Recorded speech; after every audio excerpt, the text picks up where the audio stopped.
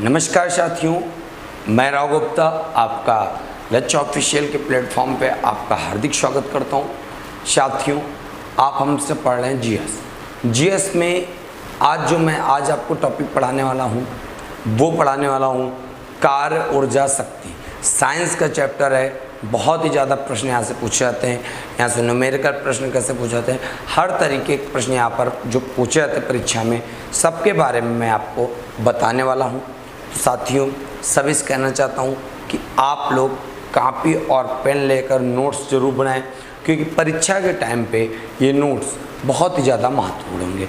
और अगर आप एक तरह से कह लें ईमानदारी से काम कर रहे हैं ना हमारे साथ, तो गारंटीड सफल होंगे, क्योंकि मैं आपको जो पढ़ा रहा हूँ ना बहुत ही बेनिफिशियल है और बिल्कुल सिलेक्टेड है, इधर उधर को कुछ भी नहीं है, याद रखिए। चलिए स्टार्ट करते हैं। आज का जो सेशन है हमारा वो है बहुत ही अच्छा, साइंस का है।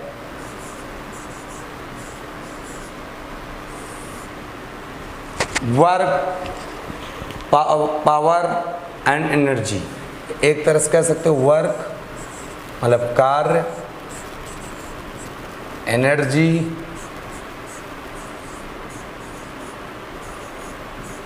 एंड पावर शक्ति। हिंदी की अगर बात करें, कार्य, ऊर्जा और शक्ति। इस चैप्टर से इन तीनों चीज़ों से सारे प्रश्न हम लोग देख लेंगे और जो परीक्षा में बनते हैं वो देख लेते हैं। बहुत ही छोटे छोटे टॉपिक हैं और लेकिन यहाँ से इम्पोर्टेंट प्रश्न आते हैं। सबसे पहले अगर बात करें हम लोग किसकी, वर्क की, मतलब कार्य की। कार्य क्या है, तो कार्य को हम लोग डिफाइन कैसे करेंगे, बिल्कुल सिंपल सी बात है। जैसे मान लीजिए कोई भी हमने वर्क को अगर डिफाइन करना, बिल्कुल आसानी से आप डिफाइन कर सकते हो। कैसे, कोई भी कार्य तभी होगा जब उस पर कोई ना कोई फोर्स अप्लाई होगा। बिना फोर्स के वो ऐसे बिल्कुल उदासीन रहेगा। तो कार्य जो होगा वो बल इनटू और जो विस्थापन, जैसे मान लीजिए यहाँ पे हम खड़े हैं और पीछे से फोर्स आया, हम यहाँ पे पहुँच गए, तो वहाँ से यहाँ तक का क्या हुआ, कार्य थोड़ा फोर्स अप्लाई हुआ था और वहाँ से यहाँ तक क्या हुआ, पोजीशन चेंज हुई। तो वही है, क्या है कि वर्क बराबर क्या होता है, एफ इंटू डी। जहाँ पे एफ क्या है, जहाँ पे एफ है फोर्स मतलब बल और डी क्या है, डी मतलब विस्थापन।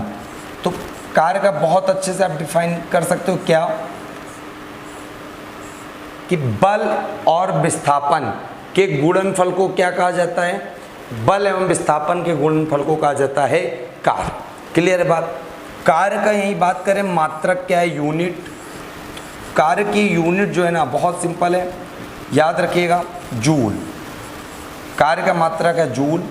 और कार्य किस प्रकार की राशि है, तो आपने अदिश राशियाँ और सदिश राशियाँ पढ़ी हैं, ठीक है। उसमें आपने पढ़े थे क्या, उसका दाल चावल एमएससी से आता है। तो जहाँ पे का है वहाँ से कार्य शब्द बनता है, ठीक है। ट्रिक के माध्यम से हमने आपको बताया है। ये कैसी राशि है, ये एक प्रकार की अदिश राशि, अदिश राशि है का। क्लियर हो गई बात। इतने प्रश्न तो यहाँ पे पूछे जाते हैं कि कार्य किसका गुणनफल है, तो बल इंटू विस्थापन का है। कार्य कैसी राशि है, अदिश राशि है। कार्य का मात्रक क्या है, सही मात्रक जूल है। आगे बात समझ में, कार्य कभी भी निगेटिव नहीं होगा, ठीक है, या जीरो भी नहीं होगा, हमेशा पॉजिटिव ही होगा। अब यहाँ पे सबसे बड़ी बात बता दें, इसकी पूछी जाती है बीमा मतलब डायमेंशन। बीमा मतलब डायमेंशन। तो डायमेंशन कैसे निकालोगे इसकी, सबको पता होना चाहिए बहुत अच्छे से। बल की क्या होती है, MLT-2 और विस्थापन की क्या होती है, L। क्या आ जाएगा, ML²T-2। ये किसकी बीमा हो गई, ये बीमा हो गई कार्य की, ML²T-2। अब बहुत बच्चे कह रहे हैं सर बल की कैसे बीमा आई, तो बल की मैं बता दे रहा हूँ कैसे आई। बल बराबर आपने पढ़ा था न्यूटन के द्वितीय नियम में, बल बराबर F बराबर ma, तो बल बराबर क्या हो जाएगा, द्रव्यमान, और द्रव्यमान मतलब मास जिसको हम m से डिनोट करते हैं, और त्वरण, और त्वरण। क्लियर हो गई बात। इसकी होती है द्रव्यमान मतलब m और त्वरण मतलब Lt-2। अब ये जुड़ जाएगा, क्या हो जाएगा, mLt-2। ये हो गई बल की विमा, तो बल की हमने डायरेक्ट रख दी और विस्थापन की L हो जाएगी। ठीक है, दोनों जुड़ के क्या बन जाएंगे, mL²T-2। इस प्रकार कार्य की डायमेंशन भी आपको पता चल गई। अब बहुत बच्चे कह रहे होंगे सर त्वरण की विमा कैसे निकाल लिया आपने, तो त्वरण की विमा कुछ कठिन नहीं बच्चा, वेग परिवर्तन की दर, ठीक है, वेग परिवर्तन की दर वहाँ से निकल आएगी Lt-2। क्लियर हो गई बात, इतनी बात समझ में आई। अब यहाँ पे समझिए बहुत अच्छी चीज, क्या,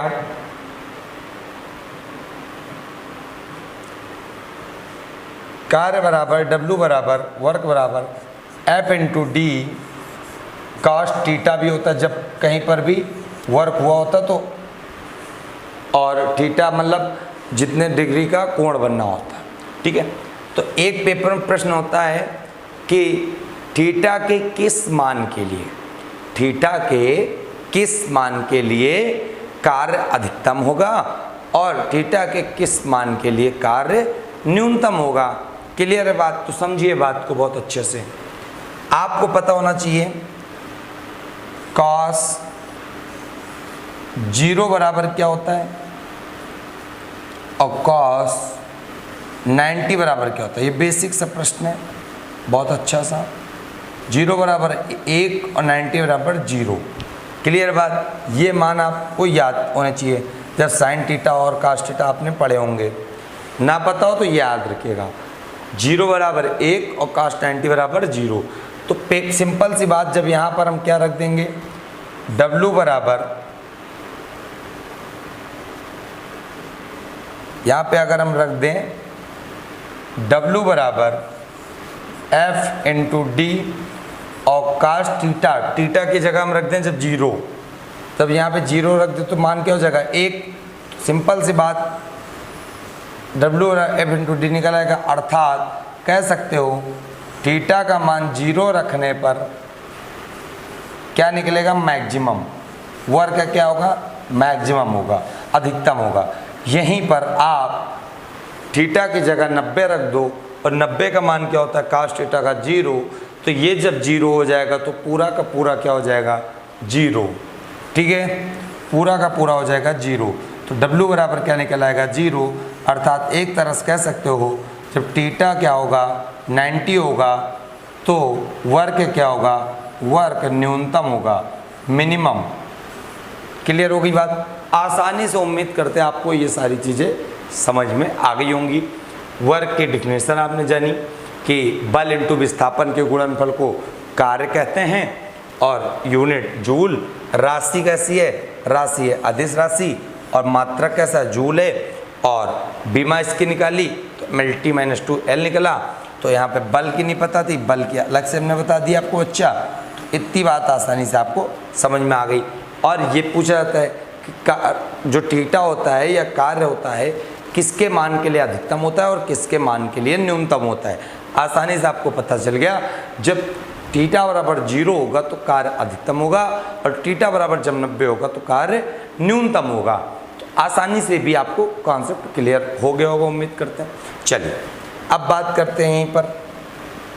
अब जैसे आपको मैं बता दूं पेपर में किस तरह प्रश्न आएगा। जैसे रेलवे स्टेशन में कुली होते हैं या बस स्टेशन में होते हैं, जो अगर आप मुसाफिर हैं, कहीं से उतरे, खूब सामान है, तो उनको बुलाते हैं कि थोड़ा सा सामान, अकेले हैं, कोई है नहीं, तो उनको बुलाते हैं, या हम ही लोग कुछ भी मान लो, ठीक है। तो क्या होता है, ऐसे सामान रख लिए, वो लोग ऐसे सामान रख लिए, अब सामान रखते हुए सीधा चले जाते हैं। तो कहने मतलब है कुली द्वारा अपने सर पर उठाया गया बोझ में कितना कार्य हो रहा।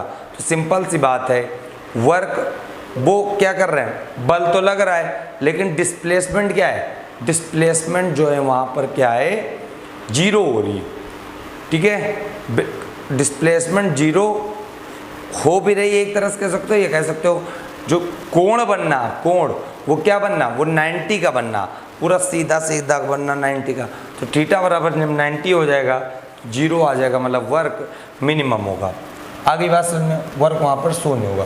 तो इसलिए पेपर में आता है कुली द्वारा अपने सर पर रखे गए बोझ द्वारा कितना कार्य होता है, तो याद रखिएगा 0। ठीक है, अगला यहाँ पर क्या है, अगला यहाँ पर है एनर्जी।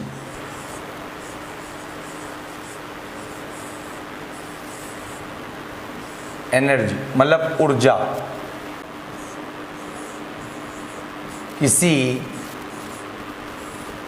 वस्तु द्वारा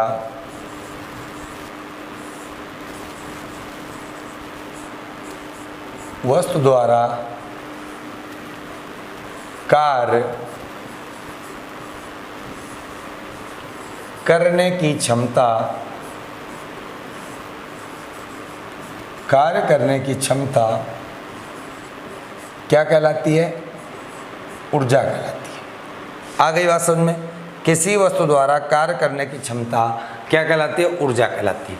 ऊर्जा का मात्रक क्या होता है, ऊर्जा का मात्रक भी होता है जूल। ऊर्जा कैसी राशि है, जैसे कार्य राशि है अदिश, उसी प्रकार ऊर्जा भी कैसी राशि है, अदिश राशि। ठीक है, अब यहाँ पे बीमा निकालते हैं, लेकिन उसके पहले देख लेते हैं जो ऊर्जा होती है वो 2 प्रकार की होती है। कौन कौन सी, एक होती है गतिज ऊर्जा जिसको कहते हैं काइनेटिक एनर्जी, जो गतिमान वस्तु में एनर्जी रहती है उसको गतिज ऊर्जा के नाम से जानते हैं। और एक होती है स्थितिज ऊर्जा जिसको पोटेंशियल एनर्जी के नाम से जाना जाता है। ठीक है, 2 प्रकार की ऊर्जा ये है, गतिज ऊर्जा और स्थितिज ऊर्जा। तो गतिज ऊर्जा का मैंने बता ही दिया कि जो गतिमान वस्तुओं में ऊर्जा होती है उसको गतिज ऊर्जा, और स्थितिज ऊर्जा किसको कहते हैं, जो स्थिर हुई वस्तुओं में ऊर्जा संचित रहती है, स्थितिज ऊर्जा। इसके फार्मूले की अगर बात करें ना हम लोग, किसके, गतिज ऊर्जा का फार्मूला जो काइनेटिक एनर्जी बराबर होता है वो होता है हाफ, मतलब 1/2 mv²। ठीक है, बहुत आसानी से इसको भी याद रखिएगा।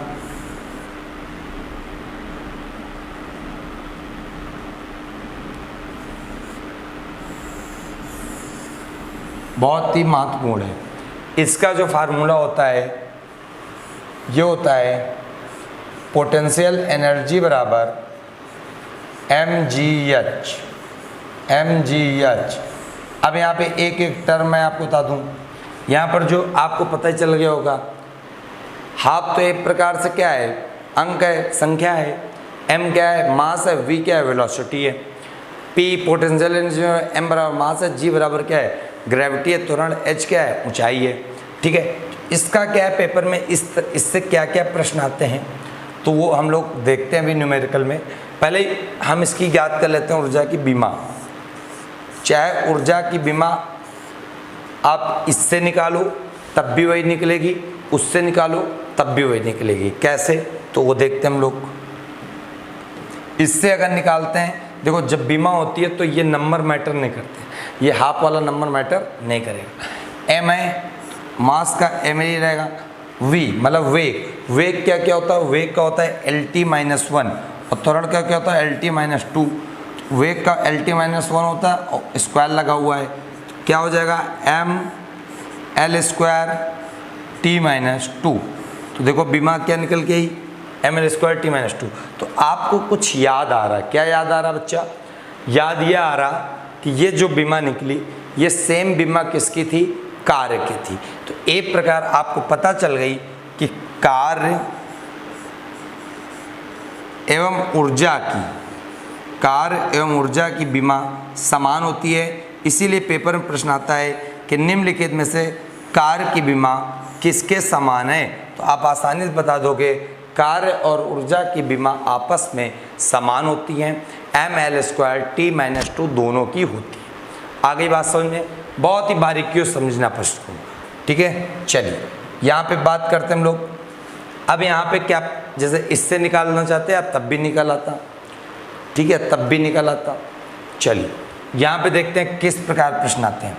प्रश्न यहाँ पर ऐसे आते हैं, किसी वस्तु की या किसी वस्तु का वेग, जैसे क्वेश्चन लिख लेते हैं तो समझ में आ जाएगा। इस फार्मूले से रिलेटेड प्रश्न है सारे। किसी वस्तु का वेग दुगुना करने पर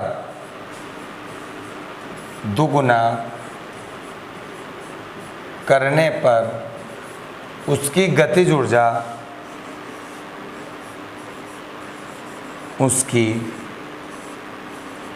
ऊर्जा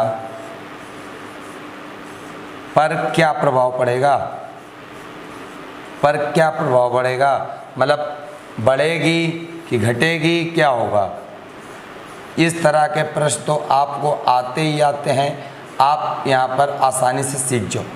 देखो कुछ नहीं करना है आपको, इस तरह के कभी प्रश्न आ जाए तो आपको फार्मूला पता है ना, सब कुछ कर लोगे। कैसे? वेग दुगना कर रहे हैं ना, हमने बताया था इससे मैटर नहीं करेंगे कोई, तो के बराबर, और वेग से मतलब है, एम से मतलब है नहीं, तो वेग क्या कर रहे हैं, दुगुना कर रहे हैं, तो ये 2v, v की जगह क्या हो गया, 2v हो गया।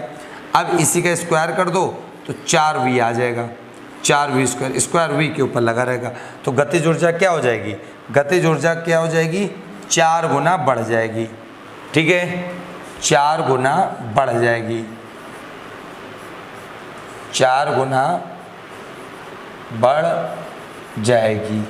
उम्मीद करते हैं आपको अच्छे से समझ में आ रहा होगा, और आ रहा हो तो वीडियो को ज़्यादा से ज़्यादा लोगों में पहुंचाना, और कदो नोट यहाँ पे आप लोग पढ़ाई करिए। चलिए एक प्रश्न यहीं पर और देख लेते हैं हम लोग, क्या देखते हैं बहुत अच्छे से। किसी वस्तु का वेग आधा करने पर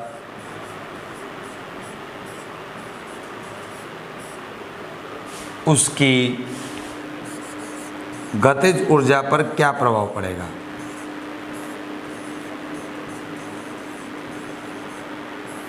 गतिज ऊर्जा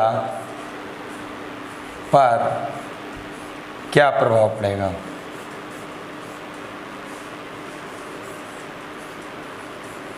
क्या प्रभाव पड़ेगा। ठीक है, पहले क्या कह रहा था, दुगनी करने पर, इस बार उसने क्या कहा है, इस बार उसने कहा है कि आधा करने पर।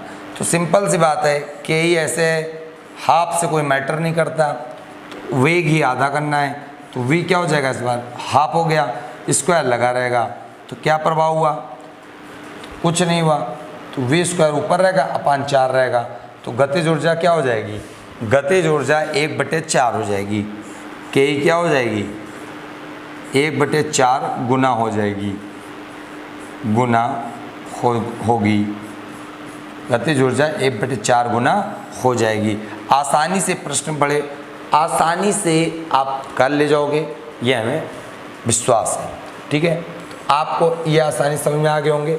अब यहाँ पे देख लेते हैं हम आपको पोटेंशियल एनर्जी। बहुत अच्छा प्रश्न है कि किस पर निर्भर करता है, तो द्रव्यमान, त्वरण और ऊंचाई पर निर्भर करता है, बस इसमें और कुछ नहीं। इसका एग्जाम्पल आते हैं कि इसका एग्जाम्पल क्या आते हैं पेपर में, तो मैं आपको बता देता हूँ। इसका पेपर में एग्जाम्पल आता है, बांध बनाकर इकट्ठा किए गए पानी में किस प्रकार की ऊर्जा है। इकट्ठा किए गए पानी में किस प्रकार की ऊर्जा है, आपको पता होना चाहिए। बांध बनाकर इकट्ठा किए गए, कोई भी चीज़ स्थिर है उसमें कैसी ऊर्जा होगी, स्थितिज ऊर्जा होगी। यही पेपर में प्रश्न आता है, कमानी ऊर्जा में किस प्रकार की ऊर्जा है, ठीक है, स्प्रिंग में किस प्रकार की ऊर्जा है। और यहीं पेपर में प्रश्न आता है, जो पहले घड़ी आती थी ना चाबी भरने वाली, उसमें किस प्रकार की संचित ऊर्जा है, तो स्थितिज ऊर्जा है। तो इस प्रकार आप ऊर्जा से रिलेटेड प्रश्न इतने कर ले जाओगे। अब हम लोग देखते हैं आगे, आगे क्या देखते हैं, तो देखते हैं ऊर्जा संरक्षण का नियम, कंजर्वेशन लॉ ऑफ एनर्जी।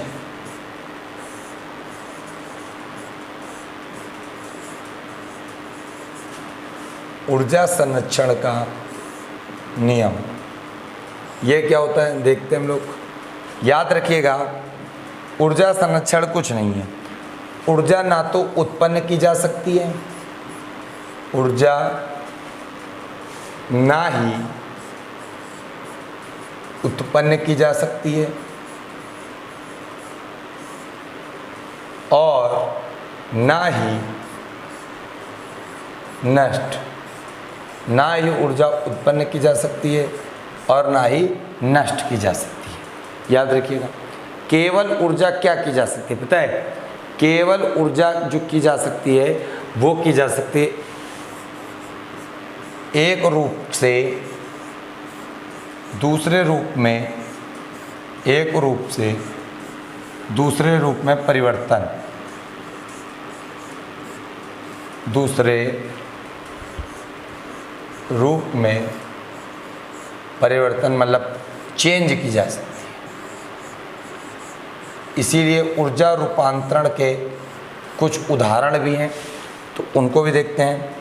ऊर्जा रूपांतरण के, ऊर्जा रूपांतरण करने वाले कुछ उपकरण, सबसे पहले हम लोग देखेंगे डायनेमो। डायनेमो मतलब जनरेटर, ठीक है, डायनेमो मतलब जनरेटर। ये ऊर्जा को किस फॉर्म में चेंज करता है, तो याद रखिएगा ये चेंज करता है यांत्रिक ऊर्जा टू यांत्रिक ऊर्जा से विद्युत ऊर्जा। अब यहाँ पे साइड में मैं लिखे दे रहा हूँ इलेक्ट्रिकल एनर्जी, ठीक है। यहीं पे आ जाए विद्युत मोटर, विद्युत मोटर। विद्युत मोटर जो है इलेक्ट्रिकल एनर्जी टू यांत्रिक एनर्जी मतलब मैकेनिकल एनर्जी। क्लियर बात। अब यहीं पे बात आ जाए विद्युत बल्ब की। ये रटने नहीं, बहुत सिंपल है। बल्ब है, बल्ब कब जलेगा, बल्ब जब इलेक्ट्रिक एनर्जी पाएगा, जब बत्ती आ रही होगी। और किस में चेंज करेगा, प्रकाश ऊर्जा में या उष्मा ऊर्जा में। कई जगह बल्ब हाथ सेकने काम भी तो आते हैं हीटिंग के लिए और लाइट के लिए भी, ठीक है। यहीं पे बात आ जाए सितार। जो सितार है ना वो किसको किस में चेंज करेगा, तो याद रखिएगा मैकेनिकल एनर्जी मतलब यांत्रिक ऊर्जा टू ध्वनि ऊर्जा।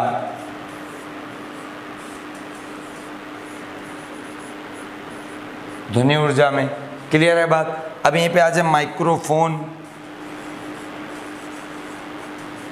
माइक्रोफोन आ जाए, आप क्या बताओगे, ध्वनि टू विद्युत मतलब साउंड एनर्जी, ध्वनि ऊर्जा टू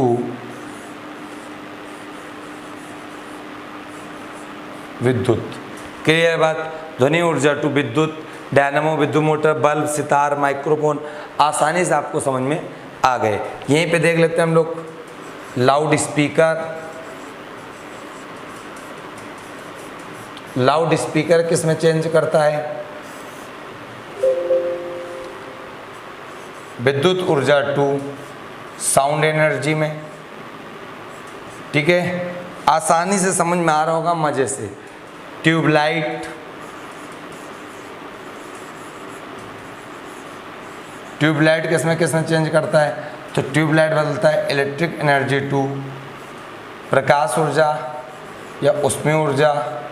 आसानी से आप बता सकते हो, ठीक है। बड़े प्यार से इसको बता सकते हो। अभी पे याद रखना सेल, जो सेल होते हैं वो किसको किस में बदलते हैं, रासायनिक ऊर्जा मतलब केमिकल एनर्जी टू रासायनिक ऊर्जा से किसमें बदलता है? विद्युत ऊर्जा में।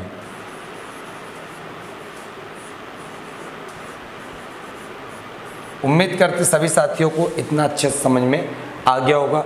नोट डाउन कर लो, नोट्स बना लो, रिवीजन पे टाइम काम आए। चलो अब बात करें हम लोग पावर की, शक्ति।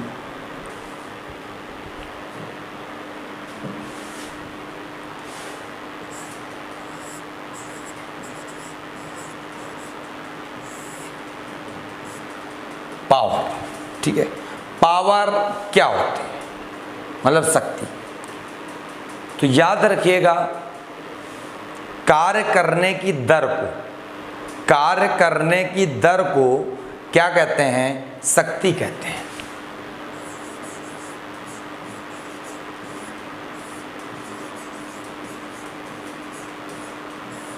और दर का मतलब क्या होता है? आप सबको पता होगा, समय, ठीक है। पावर बराबर मतलब शक्ति बराबर कार्य बटे समय।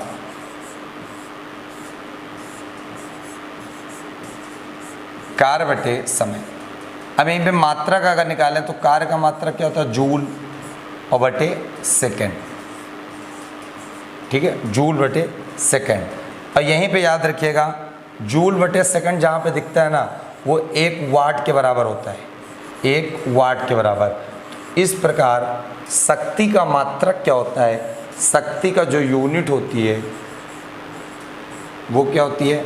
वाट, ठीक है, वाट। क्लियर हो गई बात? एक शक्ति का मात्रक और होता है 1 हार्स पावर, हार्स, अश्व शक्ति। अश्व शक्ति बराबर पूछा जाता है कितने वाट होते हैं, तो याद रखना, एक अश्व शक्ति बराबर 1 हार्स पावर बराबर 746 वाट। क्लियर हो गई बात? आसानी समझ में आ गया, नहीं आ गया? जूल बटे सेकंड को 1 वाट कहते हैं। बहुत ही प्यार समझिए, मज़ा आ जाएगा आपको, ठीक है। अगर आप समझ रहे हैं अच्छे से, तभी आपको अच्छे समझ में आने वाला है। चलिए यहीं पर मैं आपको बता दूं, जो शक्ति का एक और मात्रक होता है वो क्या होता है? अर्घ। शक्ति का एक और मात्रक होता है वो होता है अर्घ। क्लियर बात? आसानी से आप इसको बता सकते हो। अब यहीं पे बात कर लें, 1 किलोवाट बराबर क्या होगा? तो किलो में कितने जीरो होते हैं? 3, 1000 वाट हो गया। या आप इसको कह सकते हो 10 की पावर 3 वाट, ठीक है। यहीं पे कुल 1 मेगावाट बराबर क्या होगा? तो मेगा मतलब 6 जीरो, 10 की पावर 6 वाट। क्या हो जाएगा यहाँ पर? बस 10 की पावर 6 वाट। आप याद रखिए, समझ में आ गया? अब यहाँ पे बहुत बड़ी चीज़ मैं आपको बताने वाला हूँ। क्या बताने वाला हूँ? समझो। 1 वाट घंटा बराबर, 1 वाट घंटा बराबर क्या होगा? 1 वाट घंटा बराबर सबको पता है, वाट है ये, घंटा, घंटा को अगर बदल दे सेकंड क्या हो जाएगा? 3600 जूल आ जाएगा। 1 वाट घंटा बराबर 1 किलोवाट बराबर, तो 1000 वाट। तो यहाँ पर 1000 इंटू 3600 जूल हो जाएगा। क्या निकल जाएगा? 3.6 इंटू 10 की पावर 6 जूल। ये तो हो गया बिल्कुल नॉर्मली बात समझो, पेपर में प्रश्न पूछे जाएंगे। अब इससे संबंधित न्यूमेरिकल देखो कैसे बनते हैं, बहुत अच्छे प्रश्न बनते हैं। पहले तो एक चीज़ समझ लो अच्छे से, क्या आपने देखा किलोवाट लगा है, किलोवाट, किलोवाट, मेगावाट सब है, वाट है, ये सब ऊर्जा का मात्रक। लेकिन किलोवाट के साथ, लेकिन किलोवाट के साथ कभी भी समय जुड़ गया, किलोवाट घंटा, तो ये मात्रक शक्ति का ना हो के किसका हो जाएगा? ये हो जाएगा ऊर्जा का। तभी आप घर में देखते होगे, जो घर में जो मीटर लगे होते बिजली के, वो किलोवाट घंटा बोले जाते हैं। 1 किलोवाट का है कि 2 किलोवाट का है, ठीक है, ये तो हो गए शक्ति, एनर्जी। लेकिन जो यूनिट आती है, कितने किलोवाट बिजली पर घंटा खपत हो रही, इससे संबंधित प्रश्न हम लोग देख लेते हैं बहुत अच्छे से। अब बहुत अच्छे समझिएगा, एक प्रश्न है जो लिखिए, 100 वाट के हीटर को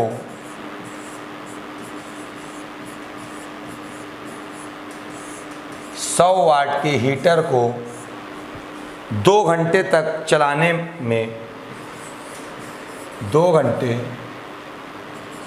चलाने में कितनी ऊर्जा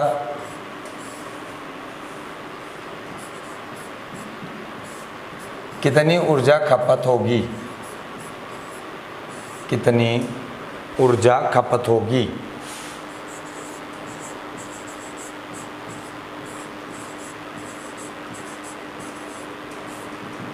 देख, कुछ नहीं करना होता आपको, जितनी चीज़ें दी हुई हैं 100 वाट दिया है, लिख दिया, कितने घंटा चल रहा? 2 घंटा। जितनी चीज़ें दी हो सबका ऊपर मल्टीप्लाई कर देना आप लोग और नीचे 1000 से भाग दे देना, ठीक है? तो किलोवाट में निकल आएंगी चीज़ें। कट गया, 2 पंचे 10, तो 1/5 आया। 1/5 का मतलब क्या हुआ? 0.2, ठीक है? इसको चाहे किलोवाट घंटा बोल लो, चाहे इसको आप यूनिट कह दो, तभी तो आप बोलते हो कि 1 घंटे में कितनी बिजली खपत हो रही, 1 यूनिट, 2 यूनिट, 3 यूनिट, और यूनिट के हिसाब से बिल आता है आपका, ठीक है? दूसरा प्रश्न यहीं पे देखते हैं, बहुत अच्छा प्रश्न। 8 घंटे जलाने पर 100 वाट के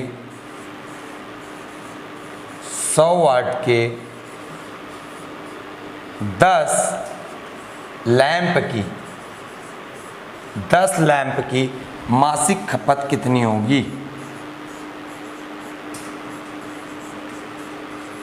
10 लैंप की मासिक खपत कितनी होगी? बहुत सिंपल सा है, कुछ नहीं करना। हमने क्या बताया आपको? जितनी चीज़ें हों उनका क्या कर देना है? मल्टीप्लाई कर देना है ऊपर। 8 घंटा हो गया, 100 वाट है, 10 लैंप है, अब मासिक शब्द है तो मासिक मतलब 30 दिन, ठीक है? बटे 1000 से भाग दे देना आपको। 1 2 3, 1 2 3, कट गए। 8 तियाँ 24, 8 तियाँ 24, 0, 240 यूनिट, ठीक है? 240 यूनिट आ गया। 1 महीने में 240 यूनिट बनना है। कब? जब 8 घंटे डेली आप बल्ब जलाओ, 100 वाट के 10 बल्ब डेली जलाओ 8 घंटे, ठीक? 240। अब यहीं पे प्रश्न अगर बड़ा करें थोड़ा, क्या बड़ा करें? यदि 1 यूनिट का बिल 5 रुपया हो, यदि 1 यूनिट का बिल, यहीं पे अगर लिख दें, यदि 1 यूनिट बराबर क्या हो? 5 रुपये हो, तो मासिक रुपए बताओ कितना बिल आएगा, ठीक? तो मासिक आप बता सकते हो। 240 यूनिट बनी, 5 से मल्टीप्लाई कर दो, रुपए निकल आएंगे। 0 5 को 20, 5 दूनी 10, 10 2 12, 1200 रुपया निकल आएगा। तो उम्मीद करते हैं आप सबको आसानी से समझ में आ गया होगा। बहुत ही अच्छे से इसके नोट्स बनाइए और बढ़िया अच्छे से इसकी तैयारी करिए। बहुत शानदार टॉपिक हैं जो परीक्षा में हर बार यहाँ से प्रश्न पूछे जाते साथियों। सभी साथियों से कहना चाहता हूँ, कोई भी बिना नोट्स के तैयारी नहीं करेगा। तो साथियों, अब मैं विदा लेता हूँ आपसे। कार्य शक्ति ऊर्जा हमने अच्छे से बता दिया आपको, और इसके बाद हम लोग जो अगला टॉपिक पढ़ेंगे वो फिर आप इंतज़ार करिए अगला टॉपिक आने का। तो साथियों, तब तक के लिए जय हिंद, जय भारत।